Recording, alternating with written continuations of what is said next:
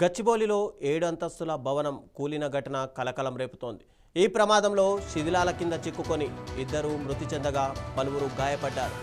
మరోవైపు అధికారులు అక్రమ నిర్మాణాలపై చర్యలు చేపట్టారు. భవనం పక్కనే ఉన్న 6 అంతస్తుల నిర్మాణాన్ని కూడా తొలగిస్తున్నారు. మరో 4 అక్రమ భవనాలను కూడా అధికారులు గుర్తించారు. వాటిపైన చర్యలకు సిద్ధమయ్యారు. ఇక ఘటనపై పోలీసులు కేసు నమోదు చేసి దర్యాప్తు చేస్తున్నారు. బిల్డింగ్ ఓనర్ సజీద్ను పోలీసులు అదుపులోకి తీసుకున్నారు. టౌన్ ప్లానింగ్ అధికారి సంతోష్ కుమార్ను సస్పెండ్ చేస్తూ అధికారులు ఆదేశాలు జారీ చేశారు. ఇక జయదర్శిని అపార్ట్మెంట్ను నిపుణులు పరిశీలిస్తున్నారు. అవసరమైతే సి బ్లాక్ను కూడా కూల్చివేసే అవకాశం కనిపిస్తోంది.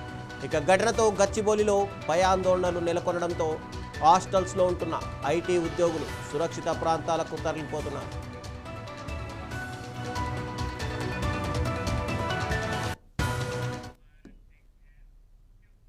ఇక ఇదే అంశానికి సంబంధించి మరింత సమాచారం మా ప్రతినిధి ప్రశాంత్ అందిస్తారు. ప్రశాంత్, చెప్పండి. ఏకంగా 7 అంతస్తుల భవనం అక్రమ నిర్మాణంగా అధికారులు తేల్చడంతో పాటు పక్కనున్న భవనాలను కూడా ఎందుకు కూల్చేస్తున్నారు? అంటే ఇవి కూడా అక్రమ నిర్మాణాలు అని చెప్పి ఇప్పుడు వాళ్ళకు గుర్తొచ్చిందా?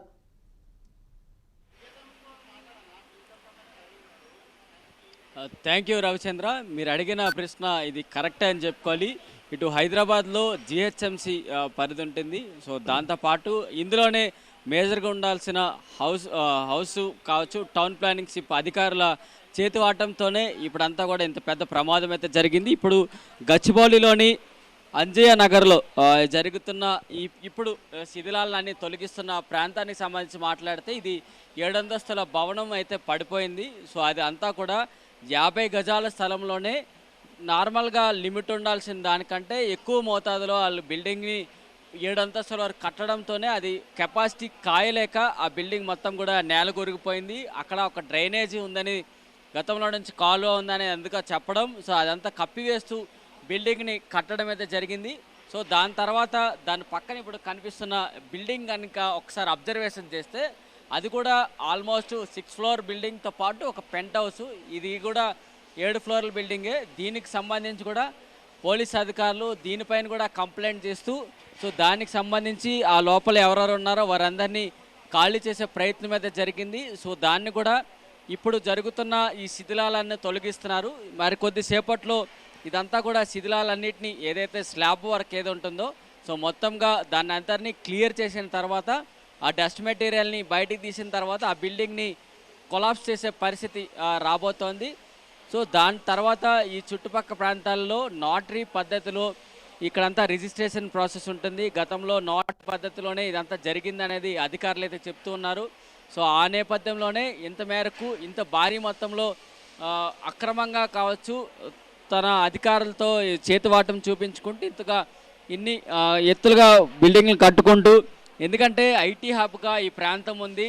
ఇతర ప్రాంతాల నుంచి నిరుద్యోగులంతా కూడా ఈ ప్రాంతానికి వస్తూ ఉపాధి నేపథ్యంలో చేసుకుంటూ వెళ్తారు. సో వారికే ఇక్కడ పీజీ హాస్టల్స్ ముఖ్యంగా ఉంటాయి. ఆ పీజీ హాస్టల్స్ అన్నీ కూడా నిన్న సాయంత్రం నుంచి అందరూ ఖాళీ చేస్తూ వెళ్ళిన పరిస్థితి. సో మరొకసారి చెప్పాలంటే 7 ఫ్లోర్ల బిల్డింగు పేకమేడలా కూలుతూ జయదర్శిని అనే అపార్ట్మెంట్స్ తాలూకా వాటి మీద పడింది, సి బ్లాక్ మీద పడడం. సో ఇప్పుడు ఆ సి బ్లాక్ని కూడా ప్రస్తుతానికైతే అధికారులు ఖాళీ చేస్తున్నారు. ఒక ఫ్లోర్లోకి వెళ్ళడం అయితే జరిగింది. ఆ ఫ్లోర్లో కూడా ఉంటున్న వారు కూడా చెప్పారు, సో మొత్తం మేము ఇక్కడే లివింగ్ బెడ్రూమ్లో ఉంటున్నాము. సో అలాంటి సందర్భంలో జరగటం మొత్తం మాకు భయాందోళనకు గురైంది. సో అప్పటి నుంచి మేము మా ఇంట్లోకి వెళ్ళడానికే భయాందోళనలో ఉన్నామంటూ స్థానికులు అయితే చెప్తున్నారు. సో మొత్తానికి దీనికి సంబంధించి ఏం జరగబోతోంది, సో అధికారుల చేతివాటం ఏం జరగబోతోంది, సో ఇక్కడ నిన్న జరిగిన అంశాలకు సంబంధించి మొత్తం మాట్లాడేందుకు ఇక్కడ స్థానిక నేతలు ఉన్నారు, అడిగి తెలుసుకుందాం. అసలు నిన్న అంత మొత్తలా జరగడానికి ఇంతకు ముందు నుంచి మీరు ఏమైనా కంప్లైంట్లకి స్థానికులకు సంబంధించి ఏమైనా కంప్లైంట్స్ చేశారా? ఇప్పుడు ఎందుకు బయటకు వచ్చి మాట్లాడుతున్నారు? పోయిన మంత్ కంప్లైంట్ చేసిన 5 నెలల కంప్లైంట్ చేసిన కూడా సిద్ధినగర్లో కూడా ఒరిగిపోయి సంఘటన జరిగింది. అప్పుడు ప్రాణ నష్టం జరగలే. ఈ 6 నెలల కంప్లైంట్ చేసిన జిహెచ్ఎంసీ అధికారి కమిషనర్ గారిని కలిసిన, టౌన్ ప్లానింగ్ అధికారులను కలిసిన, ప్రతి రోజు ఫోన్ చేస్తున్నా. ఇన్ని కానీ పర్మిషన్ ఎలా ఇస్తుర్రు? G+1 G+2 పర్మిషన్ ఉండగా ఇన్ని ఫ్లోర్ల పర్మిషన్ ఎలా ఇస్తుర్రు? మళ్ళీ పార్కింగు లేదు. వాళ్ళు బిల్డర్లు కన్స్ట్రక్షన్ చేసే వాళ్ళకు లైసెన్సే లేదు. బిల్డర్ కట్టే వాళ్ళకు లైసెన్సు లేదు. లైసెన్స్ లేని కన్స్ట్రక్షన్ ఏ విధంగా వాళ్ళకు అప్రూవల్ అవుతుంది, వాళ్ళు ఏ విధంగా కన్స్ట్రక్షన్ చేస్తారు, నాణ్యత లేకుండా ఏదో డబ్బులకు ఆశపడి బిల్డింగ్ కడుతురు. బిల్డింగ్ కట్టినంత మాత్రాన ఇక్కడ ప్రాణ నష్టం పోతుంది. జయదర్శన్లో రాత్రికి బిల్డింగ్ కూలిపోయి పడిపోయినంటే ప్రాణ నష్టం జరిగితే ఎవరి రెస్పాన్సిబిలిటీ ఇది? ఆల్రెడీ వాడు పార్కు స్థలంలో కూడా గవర్నమెంట్ స్థలంలో కబ్జా చేసి ఆల్రెడీ అది కూడా అమ్మేసిండు 7 ఫ్లోర్లు కట్టి. అప్పుడు కూడా అధికారులకు ఫిర్యాదు చేసినాం, రంగనాథ్ సార్ కూడా ఫిర్యాదు చేసినాం. మరి ఇప్పుడు కూడా మళ్ళీ ఈ నాలాని కబ్జా చేసి 33 గజాల స్థలమే అది. 33 గజాల స్థలాన్ని 7 ఫీట్ల నాలని మొత్తం జరిగి దాని మీద ఆక్రమించి మొత్తం 40 గజాలు చేసి దాన్ని నిర్మాణం చేస్తారు. ఇప్పుడు మీరు ఏం డిమాండ్ చేస్తున్నారు అంటే ఏరియాలో అక్రమంగా చాలా బిల్డింగ్లు వచ్చాయని చెప్పేసి హైడ్రా కమిషనర్ కూడా నేను చెప్పారు. సో నాటరీ పద్ధతిలోనే ఇక్కడంతా జరుగుతోంది. బిల్డింగ్లు కొండాలు కావచ్చు, అమ్మడాలు కావచ్చు, వాటన్నిటిపైన మీరు ఏం దృష్టి పెట్టుకుంటూ భవిష్యత్తుకి ఏం చెప్పాలంటే? నేను భవిష్యత్తులో ఏమంటున్నా అంటే ఈ బిల్డర్లు అనేది అవతారం ఎత్తుతున్న వ్యక్తులకు అసలు లైసెన్స్ లేదు. గాలిగా తిరిగే వ్యక్తి కూడా బిల్డర్ అని చెప్పుకొని కన్స్ట్రక్షన్ చేసి బయట నుంచి మధ్యప్రదేశ్ నుంచి అక్కడ నుంచి ఇక్కడ నుంచి లేబర్ని తీసుకొచ్చి కన్స్ట్రక్షన్ చేసుకొని డబ్బులు తీసుకుంటారు. కానీ ఈ విధంగా చేసే వారికి ఏమవుతుందంటే స్థానికంగా ఉన్న వాళ్ళకు చాలా ఇబ్బంది అవుతుంది.